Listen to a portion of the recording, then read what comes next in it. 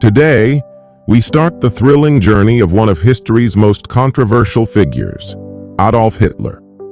Love him or hate him, his story is filled with dreams, failures, ambition, and power. From a small boy with big dreams to a man who changed the world forever, this is the story of Adolf Hitler like you've never heard before. Are you ready? Grab your headphones, sit back, and let's dive into this incredible tale that will improve your English and keep you hooked till the end. It all started on April 20th, 1889, in a small town called Braunau am Inn in Austria. A baby boy was born to Alois and Clara Hitler. They named him Adolf. No one knew this little boy would grow up to shake the world. As a child, Adolf wasn't special. He loved playing outside, drawing pictures, and imagining a big future. But life wasn't perfect. His father, Alois, was very strict. Alois wanted Adolf to study hard and get a government job just like him.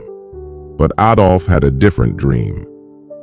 "I want to be an artist," he would tell his mother. Clara, his mother, loved him deeply and supported his dream. But she couldn't change Alois's mind. Adolf's childhood was full of fights with his father. His father would shout, "Art is not a real job," and Adolf would stay quiet, hiding his tears. When he was 13 years old, his father died suddenly. Some people thought Adolf would feel free, but losing his father left a hole in his heart. Adolf started skipping school. He was once a good student, but now he didn't care. Teachers would say, "Adolf is smart, but he is lazy." All he wanted to do was draw. After finishing school, Adolf packed his bags and moved to Vienna, the capital of Austria. He was so excited. "Vienna is the city of art. I will become a famous painter here," he thought.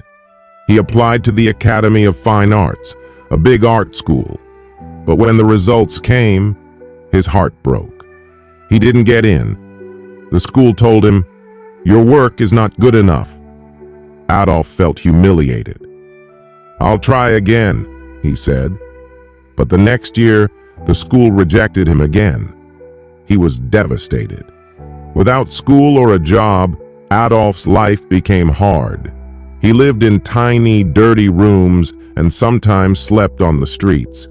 He painted postcards and sold them to tourists for a little money. "Why is life so unfair?" he often thought. During this time, Adolf's mother passed away. He was alone and angry. He started to blame other people for his failures. "It's not my fault," he would say. In 1914, everything changed. World War I started, and Adolf saw a chance to make his life meaningful. He joined the German army. He loved being a soldier. "Finally, I am part of something big," he thought. Adolf was brave in the war. He carried messages across dangerous battlefields and received 2 medals for his courage. But in 1918, Germany lost the war. Adolf was furious. "Our leaders betrayed us," he shouted. He felt Germany needed someone strong to bring it back to power. After the war, Adolf returned to Germany. The country was in chaos. People were poor and hungry. Many were angry about the war's end. Adolf saw this as his opportunity.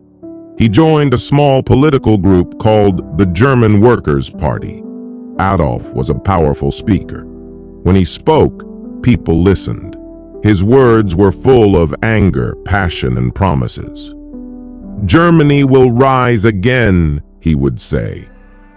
Slowly, more and more people started following him. Adolf changed the name of the group to the National Socialist German Workers' Party, also known as the Nazi Party. He designed their symbol, a red flag with a black swastika. "This will become the most powerful symbol in the world," he declared. His speeches became famous. Thousands of people came to hear him. They believed in his dream of a strong Germany. But Adolf's ideas were dangerous.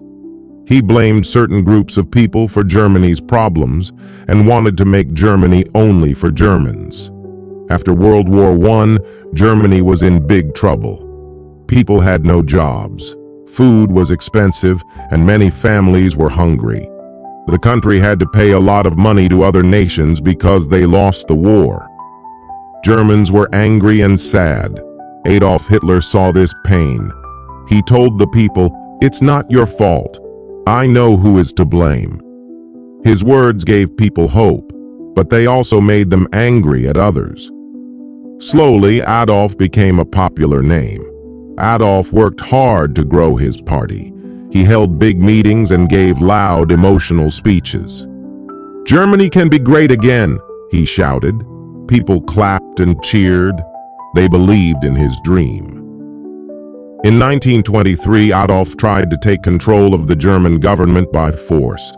This was called the Beer Hall Putsch, but it failed. Adolf was arrested and sent to jail for 9 months. While in jail, Adolf wrote a book called Mein Kampf, which means My Struggle. In this book, he wrote about his ideas. He said Germany needed to become powerful and that certain groups of people were the enemy. The book became popular, and many Germans started to believe in his ideas. After getting out of jail, Adolf worked even harder. The Nazi Party became stronger. By 1933, Adolf Hitler was chosen as the Chancellor of Germany, the country's top leader. This was the start of a new chapter. Adolf promised jobs, a strong military, and a bright future. The people trusted him, but they didn't know what he was planning next. As Chancellor, Adolf made many changes. He built roads, factories, and schools. More people got jobs and Germany started to look strong again. The people were happy. They said Hitler is a hero. But behind this success, Adolf had dangerous plans. He controlled newspapers, radios, and schools. People were told, "You can only believe in Adolf Hitler." Those who didn't agree with him were punished or sent to prison. Adolf created a strong army called the SS and a group of young boys called the Hitler Youth. They trained to fight and spread Nazi ideas. Everywhere in Germany, people saw the swastika flag. It became the symbol of Adolf's power. Adolf's speeches became even more powerful. He would say, "Germany is the best. We will rule the world." Crowds cheered and shouted, "Heil Hitler!" In 1939, Adolf made his boldest move. He ordered his army to invade Poland. This act started World War II. Adolf's dream was to take over all of Europe and make Germany the most powerful country in the world. At first, Adolf's army won many battles. They were strong and well-trained. But as the war went on, things started to go wrong. Adolf had made too many enemies. While the war was happening, Adolf was doing something terrible. He wanted to remove all Jewish people and others he thought didn't belong in his vision of Germany. This was called the Holocaust, one of the darkest chapters in human history. Millions of innocent people were killed in camps. By 1944, Germany started losing the war. Adolf's enemies, like the United States, the Soviet Union, and Britain, were too strong. Bombs fell on German cities, and the people who once called Adolf a hero began to lose hope. Adolf became paranoid. He trusted no one and spent most of his time hiding in his bunker. By 1944, Adolf Hitler's dreams of ruling the world were falling apart. His army, which once seemed unstoppable, was now losing battles everywhere. The Soviet Union, one of his biggest enemies, pushed the German army back from the east. At the same time, American and British soldiers attacked from the west. German cities were bombed day and night. Families lost their homes, and the people began to turn against Adolf. Why did we follow him? Many asked. But Adolf didn't give up. He sat in his bunker, giving orders to his generals. "We will not surrender," he shouted. But deep inside, even Adolf knew the war was lost. In early 1945, Adolf stayed in a bunker deep underground in Berlin. The bunker was cold and dark, but it was safe from bombs. Inside, Adolf spent his time planning, though there was little hope left. He was not alone. His most loyal followers were with him, including his girlfriend, Eva Braun. Eva had been by his side for many years, though Adolf kept their relationship private. She loved him, even in his darkest days.